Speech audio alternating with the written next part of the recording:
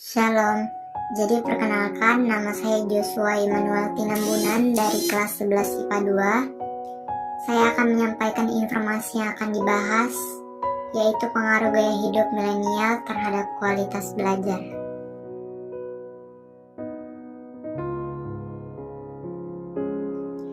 Informasi pertama, apa sih itu kehidupan milenial?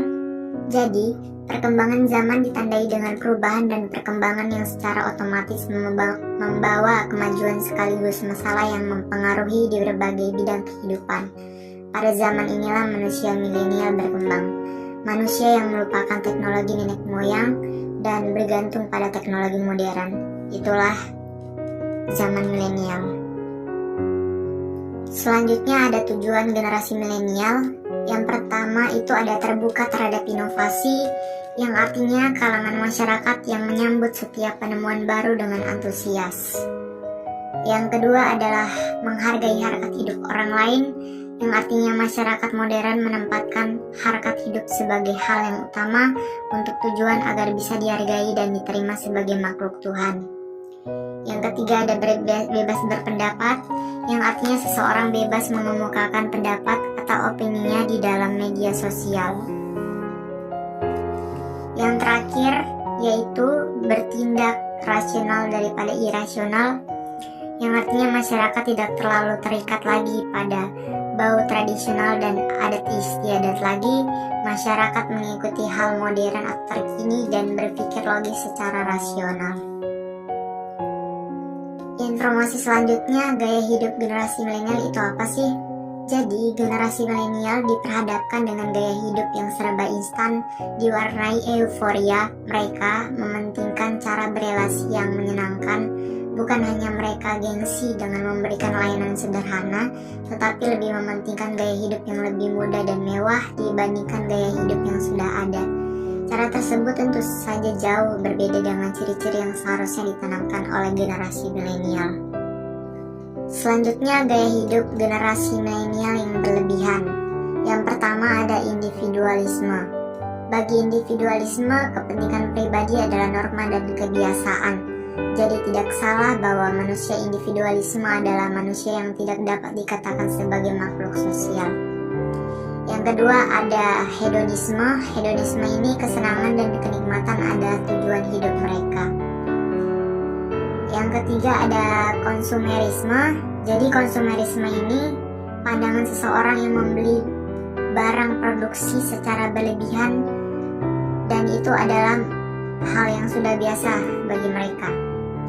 Yang terakhir ada materialisme. Jadi materialisme ini orang yang mementingkan kebendaan, misalnya harta, uang, dan sebagainya sebagai tujuan hidup mereka dan tidak mementingkan hal yang terjadi ke depannya itu seperti apa. Selanjutnya yang akan kita bahas yaitu kasus fatal akibat pengaruh gaya hidup milenial. Kasus fatal yang terjadi di Indonesia itu ada 3. Yang pertama itu pergaulan bebas, yang kedua itu putus sekolah, dan yang ketiga itu kriminalitas. Di zaman milenial ini, media sosial banyak mengundang korban, banyak penipu yang akan mengajak melakukan hal yang tidak seharusnya dilakukan. Salah satunya yang terjadi di Indonesia itu pergaulan bebas terhadap siswa. Itu biasanya seperti kasus narkoba, kasus pembulian, kasus tawuran, kasus hamil di luar nikah, dan pernikahan di bawah umur. Selanjutnya cara menyelamatkan hidup dari kasus fatal gaya hidup milenial. Yang pertama, memanfaatkan teknologi dengan baik. Yang kedua, selektif dalam memilih informasi. Yang ketiga, kurangi kebiasaan gaya hidup milenial berlebihan. Dan keempat, rajinlah beribadah. Itu tadi merupakan cara menyelamatkan hidup dari kasus fatal gaya hidup milenial bagi seluruh siswa. Berikutnya, sikap siswa Kristen dalam menghadapi zaman milenial ada 4 juga. Yang pertama, menjaga kekudusan dan kesehatan fisik. Yang kedua, menjadi berkat bagi banyak orang. Yang ketiga, membawa terang di tengah masyarakat. Yang keempat, menumbuhkan karakter iman dengan baik. Yang terakhir ada sebuah ayat diperuntukkan untuk generasi pemuda milenial yang terdapat dalam Mazmur 34 ayat 18 yang berbunyi, Tuhan dekat dengan orang yang patah hati dan menyelamatkan orang-orang yang diajarkan oleh Roh. Arti dari ayat tersebut adalah Tuhan dekat dengan orang yang mau mengandalkannya dan mau menyelamatkan orang-orang yang sudah terjerumus ke dalam nafsu jahat media sosial. Mungkin itu saja yang dapat saya sampaikan, kurang lebihnya mohon dimaafkan. Nama saya Joshua Emmanuel Tinambuna dari kelas 11 IPA 2, mengucapkan shalom dan terima kasih.